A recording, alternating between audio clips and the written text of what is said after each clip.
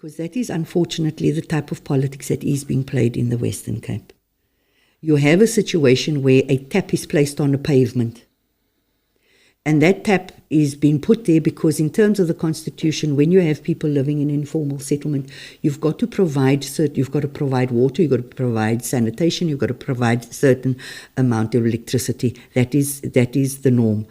And so when you place a tap on a pavement and nobody's taking responsibility for that tap and they leave it running, it's a big difference to having a tap in your house where you're responsible for it. And they're quite correct that you have certain areas in informal settlements where the tap doesn't belong to anybody. The tap is broken. I can say the same in a place called Achterlaan, where a tap is put in. The tap serves a few families. Nobody's taken responsibility for that tap. And when that tap runs, it just runs openly, freely.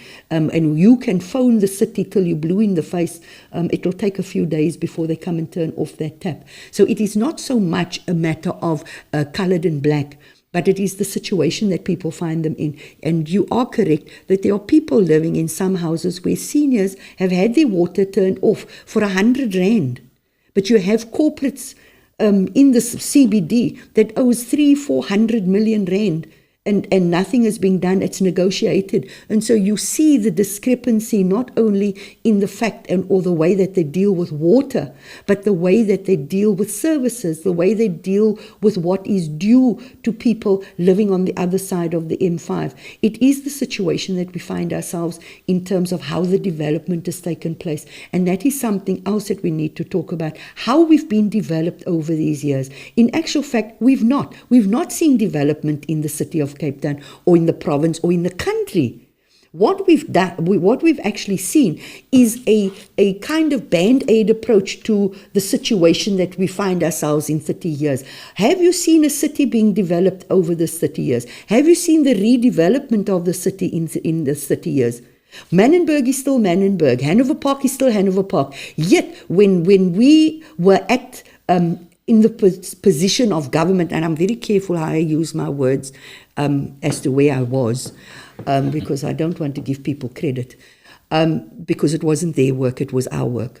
It was decided at that point that we must have a redevelopment of these ghettos. We cannot live in the situation where ghettos have been built for 5,000 families, is now 25, almost 50,000 people living in a situation. Infrastructure hasn't changed. Nothing has changed. The schools haven't changed.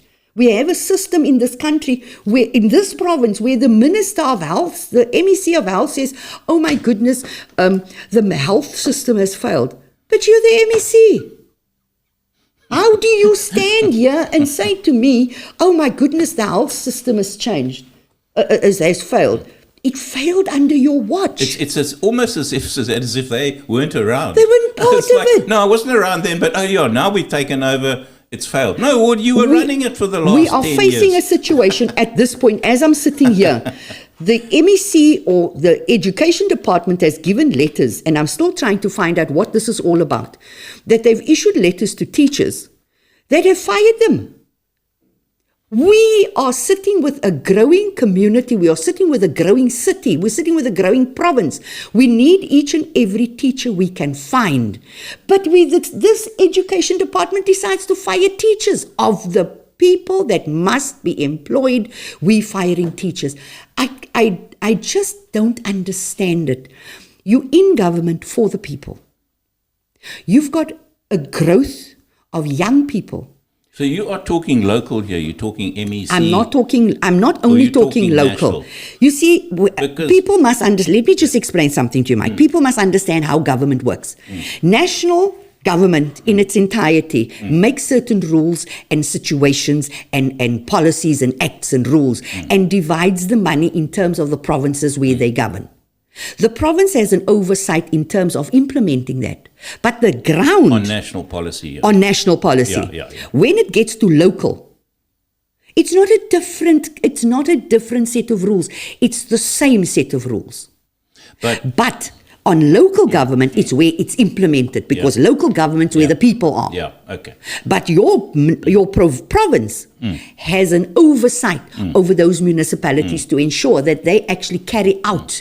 So your MEC cannot stand one side and say, oh my goodness, it's local government. National But my cannot. point is that I was thought you were talking national government, but local government, I've got a dear friend of mine who's just been admitted to Grooterskie Hospital for a heart issue. I tell you, if he was any other hospital in the country, he'd be a dead man. He is getting outstanding care in that hospital. And that hospital is running, Grooterskie, the best run hospital in the country. And I said, you are in good hands. You are in good hands there. But if he was to be in a hospital in Joburg, his chances of survival will be very slim. If he was in a hospital in Atlantis, his chances would have been very slim. That might be.